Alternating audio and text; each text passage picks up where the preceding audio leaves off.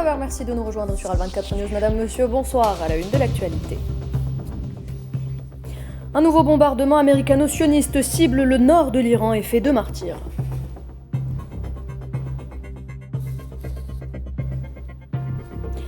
Les États-Unis et l'entité sioniste ciblent la centrale nucléaire de Natanz. L'attaque n'a entraîné aucune fuite de matière radioactive, affirme l'AIEA.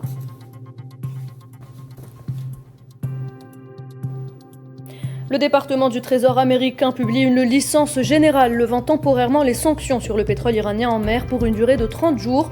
Objectif, remédier à la pénurie d'approvisionnement due aux perturbations du trafic maritime dans le détroit d'Ormuz.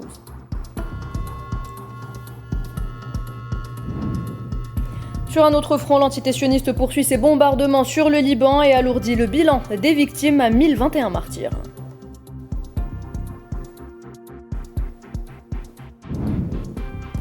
Et après près de 3 ans de génocide, les habitants de Gaza tentent tout de même de retrouver un semblant de vie normale avec les célébrations de Eid al-Fitr.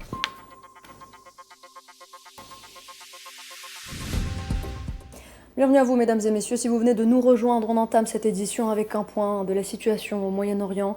Plusieurs civils iraniens ont été tués et blessés ce samedi lors d'un bombardement américano-sioniste qui a ciblé un quartier résidentiel du village de Dastak, situé dans la ville de Kiachar, dans le nord de l'Iran.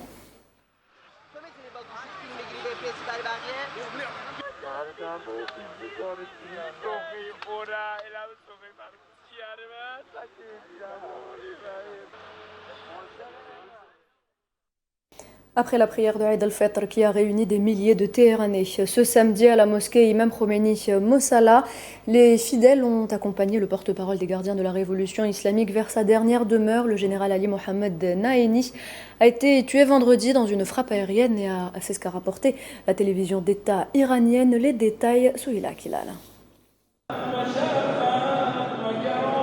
Ils étaient des milliers de fidèles à être rassemblés à la grande mosquée Imam Khomeini de Téhéran ce samedi pour accomplir la prière de Eid al-Fitr. Si l'enceinte de ce mythique lieu de culte affichait complet, le nombre de fidèles à l'extérieur était encore plus important. Ce premier jour de fête qui célèbre la fin du Ramadan porte cette année un goût amer. Après une nuit de violents bombardements aériens américano-sionistes, les Téhéranais n'ont pas cédé à la psychose et ont tenu à perpétuer cette tradition annuelle, mais cette fois en l'absence de feu le guide suprême, l'Ayatollah Ali Khamenei, qui dirigeait les prières depuis près de 40 ans. C'est une douleur profonde. Le guide l'Ayatollah Ali Khamenei n'est plus parmi nous et nous prions en son absence. Nous n'avons rien à dire à nos ennemis. Nous nous tournons vers Dieu. Nos soldats sur le champ de bataille transmettent notre message à l'ennemi. Nous prions Dieu d'accorder à notre nation une victoire rapide. Après la prière de Eid al-Fitr, les milliers de Téhéranais présents sur place ont participé aux funérailles du général Ali Mohammed Naeni, porte-parole des gardiens de la révolution islamique iranien, tué dans une frappe aérienne tôt vendredi, selon la télévision iranienne. Avant sa mort, le général Ali Mohammed Naeni a publié une déclaration affirmant que Téhéran était toujours capable de construire des missiles malgré les agressions américano-sionistes. Depuis le 28 février dernier, l'Iran subit des attaques conjointes américano-sionistes qui ont conduit à un embrasement au Moyen-Orient. Plus de 1300 personnes ont été tuées en Iran, dont des hauts responsables de la sécurité, de dirigeants politiques et une majorité de civils, dont 185 fillettes d'une école primaire.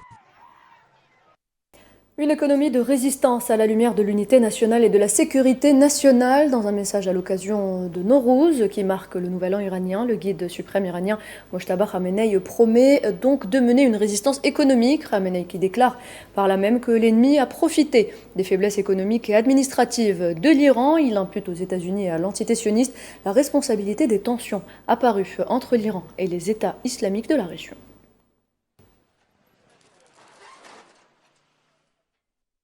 Et même sous les bombes, de nombreux Iraniens s'accrochent tout de même à la célébration traditionnelle de Nowrouz, le nouvel an en Iran, habituellement une période d'espoir et de renouveau. Nowrouz qui coïncide avec le 21 mars de cette année réunit traditionnellement les familles dans une ambiance festive. D'autres en revanche renoncent aux célébrations et cherchent plutôt la sécurité et décident de quitter les grandes villes. Regardez. ما نوروز واسمون خیلی اهمیت داره Nowruz est très important pour nous. Mon père à Bijar, au Kurdistan, même si le nouvel an est programmé à 4 heures du matin, veille à ce que nous soyons tous réunis. Mais cette année, même ma fille, son mari et mes petits-enfants ont quitté Téhéran. Les bombardements les ont trop effrayés. The bombing scared them too much. Je vous le disais en titre, l'agence iranienne de l'énergie atomique a annoncé que les États-Unis et l'entité sioniste avaient lancé une attaque contre la centrale de Natanz ce matin. L'agence de presse iranienne Tasnim, citant l'agence iranienne de l'énergie atomique, a rapporté que l'attaque américano-sioniste contre le site nucléaire n'avait entraîné aucune fuite de matière radioactive et ne représentait aucun danger pour les populations vivant à proximité du site.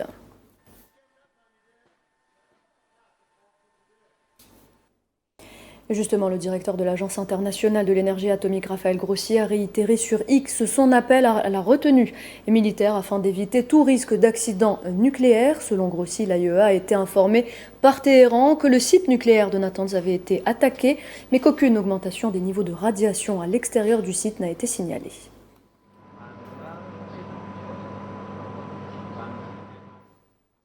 Moscou n'a pas tardé à réagir en condamnant l'attaque américano-sioniste sur Natanz. La porte-parole du ministère russe des Affaires étrangères, Maria Zakharova, a déclaré dans un communiqué que cette frappe constituait une violation flagrante du droit international et a demandé aux Nations Unies et à l'Agence internationale de l'énergie atomique de présenter immédiatement une évaluation objective de l'attaque contre le site d'enrichissement d'uranium.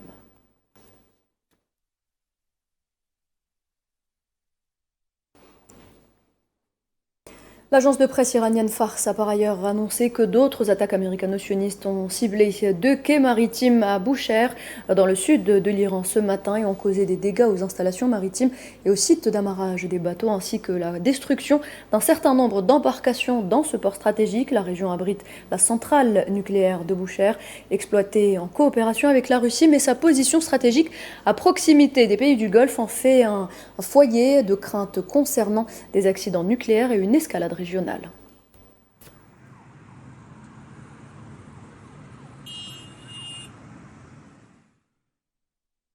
En raison de la guerre, l'Irak se trouve confronté à une crise énergétique qui s'aggrave rapidement et qui devrait s'intensifier dans un contexte de tensions régionales accrues.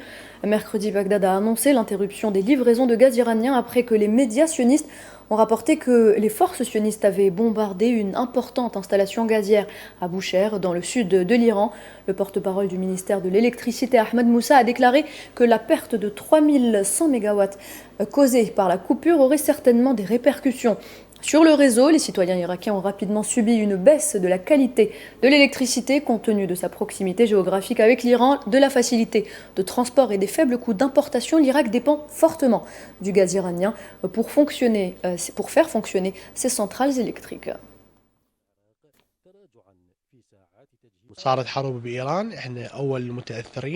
La guerre en Iran nous affecte et nous sommes parmi les plus touchés, tant sur le plan de la sécurité que sur celui de l'énergie. Dès les premières heures de la coupure de gaz en Iran, de nombreux quartiers de Bagdad ont été plongés dans le noir. C'est incompréhensible. Nous espérons que le gouvernement et le ministère de l'électricité trouveront d'urgence des solutions à ces problèmes.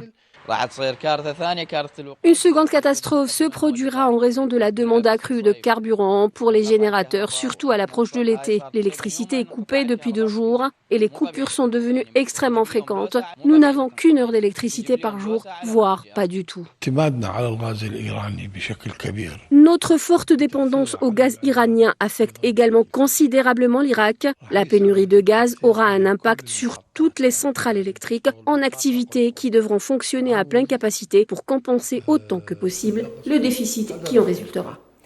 Un énorme incendie s'est déclaré dans une installation diplomatique américaine près de l'aéroport de Bagdad en Irak, comme l'ont montré des images de témoins oculaires diffusées la nuit dernière. Des sources sécuritaires irakiennes ont indiqué à Reuters que l'incendie faisait suite aux nouvelles attaques de drones qui ont visé l'installation, une attaque revendiquée par le groupe Ashab al-Kahf dans un communiqué.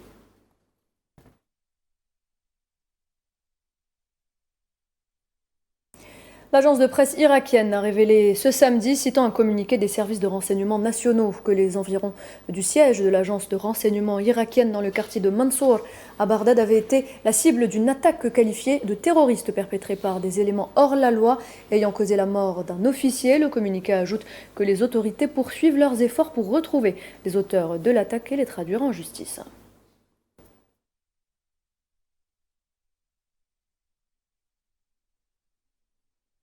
Et de son côté, l'Arabie saoudite, par la voix du porte-parole du ministère saoudien de la défense, Turki Al-Maliki, a annoncé avoir intercepté et détruit 17 drones iraniens qui visaient des installations pétrolières dans l'est du pays, une région riche en pétrole.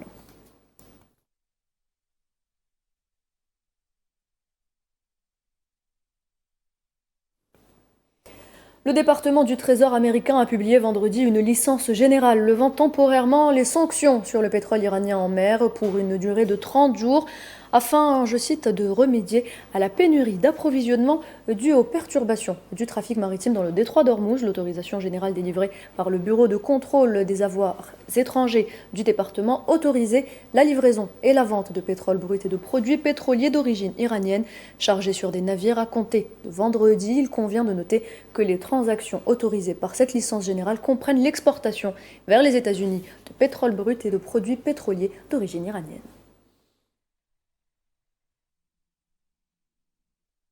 Sachez par ailleurs que les musulmans du Cachemire indien sont descendus dans la rue ce samedi pour célébrer le jour saint de Eid al-Fitr et manifester contre la guerre américano-sioniste contre l'Iran.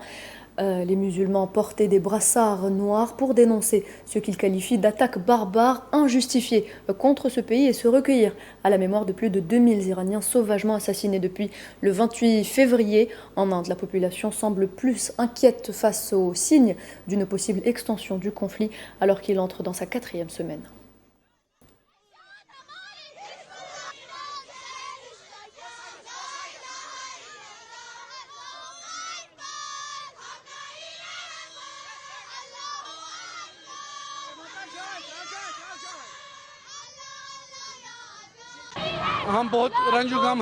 Nous sommes profondément affligés. Nous célébrons l'Aïd avec simplicité et sobriété, car notre Iran est opprimé. Et malgré la présence de nombreux musulmans sur place, personne ne les soutient. C'est pourquoi nous fêtons l'Aïd modestement. Nous portons également des vêtements noirs pour cette raison. Nous célébrons véritablement l'Aïd le jour où l'Iran aura triomphé et où Israël et l'Amérique auront été anéantis.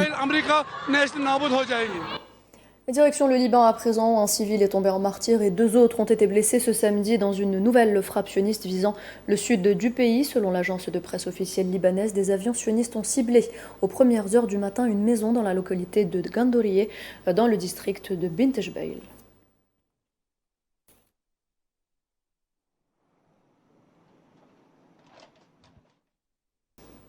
Dans un communiqué publié par le ministère libanais de la Santé, il a été confirmé que 5 hôpitaux sont désormais hors service dans la banlieue sud de Beyrouth et dans le sud du Liban et que 4 autres hôpitaux ont été partiellement endommagés dans le contexte d'une agression sioniste sans précédent qui a conduit à des appels urgents à l'évacuation d'autres hôpitaux situés dans les zones bombardées afin d'assurer la sécurité des patients et des équipes médicales à Beyrouth et au Mont-Liban.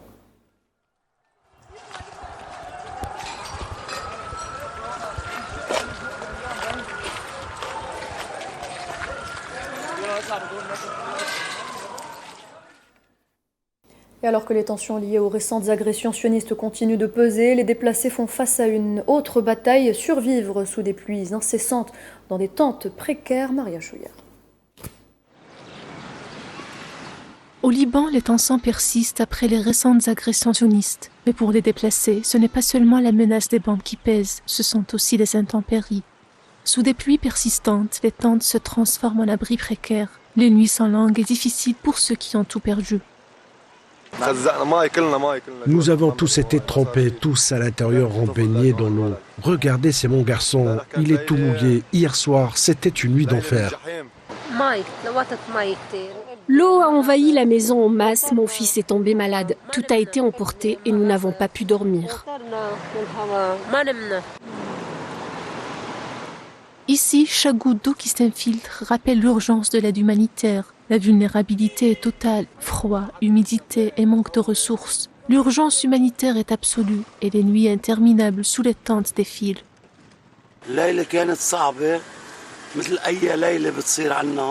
La nuit dernière a été difficile, comme toutes les nuits ici. Dès qu'il pleut, les tentes sont inondées, les bâches trempées et c'est extrêmement compliqué. Cette nuit, c'est encore pire. La semaine dernière, il y a eu 2 orages et celui-ci dure depuis 10 jours.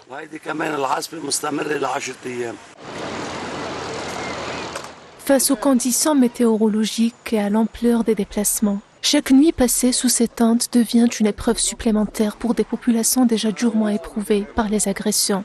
La pluie ne s'arrête pas et pour les déplacés, chaque nuit se transforme en défi, une lutte contre les bombes de l'agresseur et la précarité. Et du côté de Raza, place à l'espoir. En ces journées de Eid al-Fitr, hier vendredi, ils étaient nombreux à se rendre à la mosquée historique Al-Umrani pour la prière de l'Aïd. Malgré les importantes destructions infligées au site par les frappes aériennes pendant le génocide, cette mosquée située dans la vieille ville de Raza représente l'un des plus importants monuments religieux et historiques, comme nous l'expliqua Malama Zitouni.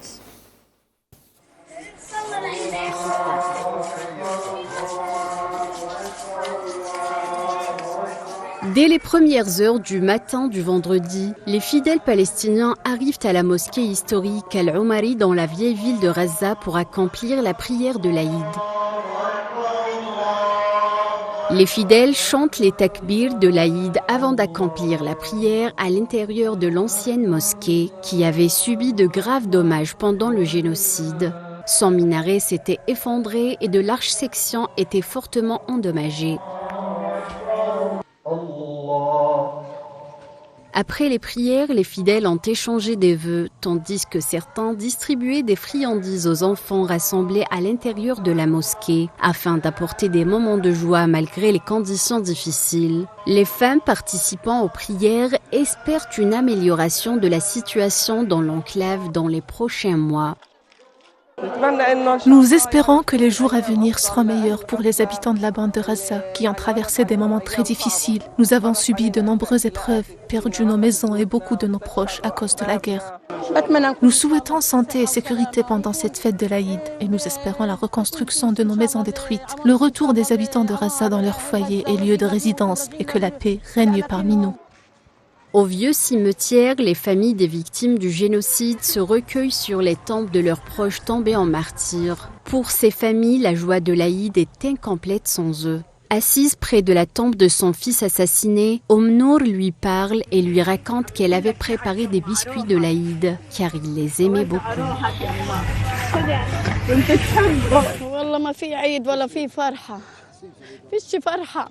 Il n'y a pas d'Aïd, il n'y a pas de joie, c'est mon fils aîné. Comment pourrais-je être heureuse? Il était fiancé, il allait se marier, on allait faire la fête, il souhaitait se marier et maintenant il se mariera au paradis. Louange à Dieu.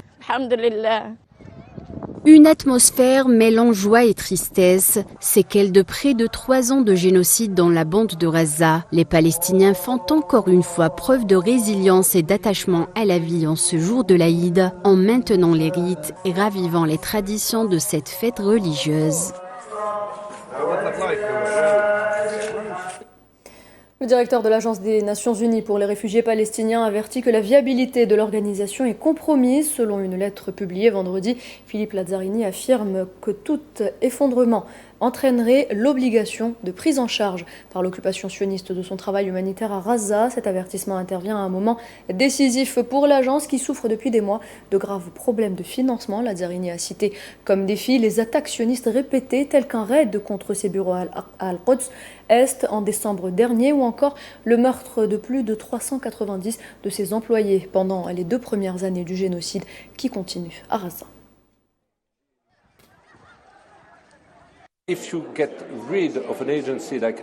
Si vous supprimez une agence comme la nôtre avant d'avoir une alternative, vous créez un immense vide. Vous vous souvenez de ce qui s'est passé en Irak en 2003 ? À l'époque, toute l'administration avait été démantelée. Il n'y avait aucune alternative et la population s'est retrouvée sans aucun service. Et selon les données du programme Adolescents et Jeunes du Fonds des Nations Unies pour la population, l'UNFPA, 96% des enfants du gouvernorat de Gaza ont le sentiment que la mort est imminente, ce qui reflète la profondeur de la peur et du traumatisme qu'ils vivent quotidiennement. Chez les adolescents et jeunes adultes, les dommages psychologiques sont tout aussi graves. Environ 61% d'entre eux souffrent de troubles de stress post-traumatique, 38% de dépression et 41% d'anxiété. Il s'agit, selon Sima El-Alamia, responsable de l'UNFPA, d'une urgence sanitaire mentale à grande échelle.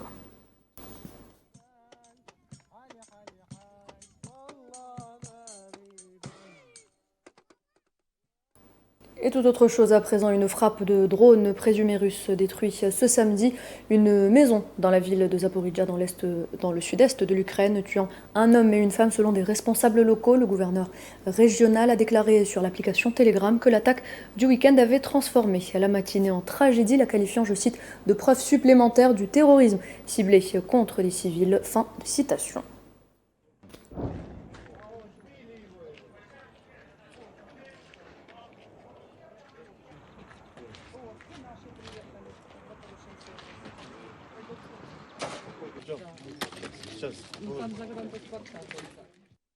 Le Premier ministre hongrois Viktor Orban a déclaré ce samedi lors d'une réunion de la conférence d'action politique conservatrice à Budapest que son pays était pris en étau entre l'Union européenne et l'Ukraine. Orban qui accuse Bruxelles de menacer la Hongrie de sanctions financières. Il accuse également Kiev d'imposer un blocus pétrolier. Viktor Orban qui se prépare à faire face à ce qui pourrait être la campagne de réélection la plus difficile depuis 16 ans à la tête du gouvernement hongrois.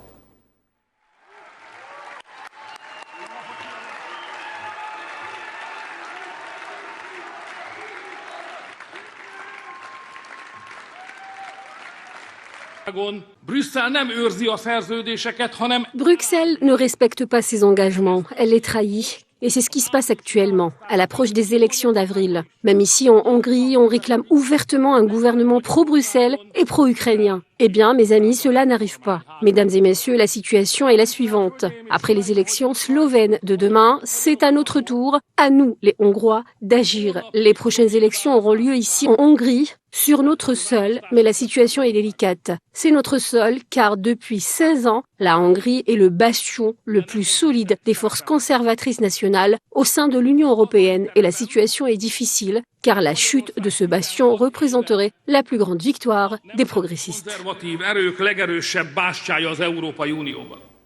Et ce drame en Corée du Sud d'un incendie dans une usine de fabrication de pièces automobiles a fait 14 morts et 59 blessés, 3 disparus. L'incendie s'est déclaré vers 13h17 heure locale vendredi, alors qu'environ 170 travailleurs se trouvaient à l'intérieur de l'usine. Selon les autorités, la première victime a été retrouvée en arrêt cardiaque au 2e étage et son décès a été constaté plus tard, tandis que 9 autres ont été découvertes au 3e étage.